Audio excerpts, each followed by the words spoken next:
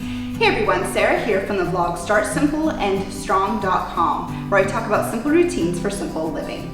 In today's video, I'm going to be sharing 5 of my best tips for how to use an immersion blender.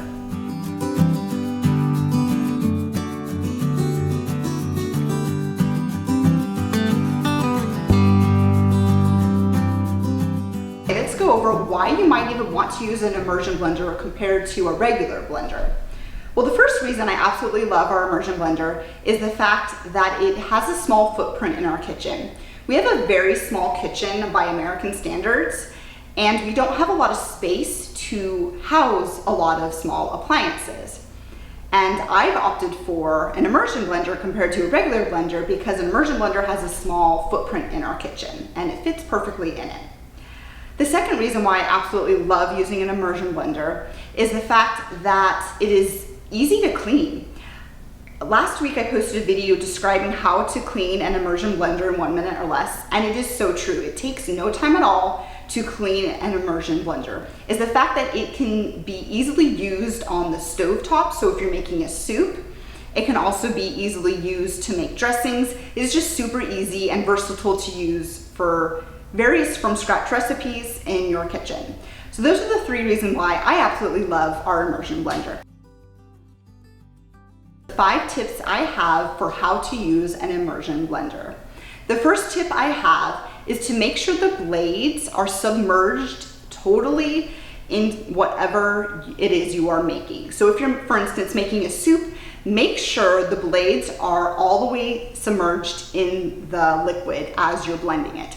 I've learned a few times by mistake that if you leave the blender blades even out a little bit, you'll make some splashes, and that's no fun. No one likes to clean up a mess. So as you're using the immersion blender, make sure you are keeping the blades down in the liquid as you're doing it. The second tip I have for you is to make sure that you do have some liquid in whatever it is you're making. So I made some Z-bars from scratch for our children, and the recipe had some liquid in it, but it wasn't enough for my immersion blender to work properly, so I needed to add a little bit more liquid into it. And I definitely recommend the second tip, which is to make sure you do have liquid in your container or whatever it is you're using. The third tip I have is to do short bursts. As you're using your immersion blender, especially if you have a chunky soup that you're working on, do a short bursts as you're breaking down the larger chunks of food. That does a few things. One, it keeps your immersion blender not from overheating, but second of all, it prevents splashes from happening as you're blending. So I recommend that you do short bursts as you are blending with your immersion blender. The fourth tip I have for you is to make sure you're using tall containers for whatever it is you're using to blend in. For instance, I love using our Dutch oven for making soup, and it has really tall sides which prevents splashing. I've also used plastic shake containers that we had for when we made shakes, and that actually works really well. It keeps the immersion blender secure, but I recommend that if you're able to have taller containers. The 5th tip I have for you when you're using your immersion blender is to avoid using ice. Now, this is the one downfall of an immersion blender, and that is you can't break up ice, or you shouldn't break up ice with your immersion blender. That can damage the blades and cause some issues for your immersion blender, and to be honest with you, I personally wouldn't do it because it's not contained in like a typical blender, so you could have ice going everywhere and potentially injure yourself. So I do not recommend having ice in your immersion blender. The bonus tip I have for you is about when you are using hot liquids with the immersion blender. I recommend that if you're making a soup, let's say, and it's a hot soup, that you take the soup off of the heat and let it cool down for a little bit before you blend with your blender. That prevents you from getting hurt from the liquid being too hot. Alrighty, now that you know my 5 best tips plus a bonus tip of how to use an immersion blender, I'm going to answer a few common questions that I've come across with immersion blenders. The first is, how do you avoid splashes with the immersion blender? Well, a few of the tips I mentioned will definitely help you, like making sure the blender is totally submerged in the liquid as you're using it and having taller containers.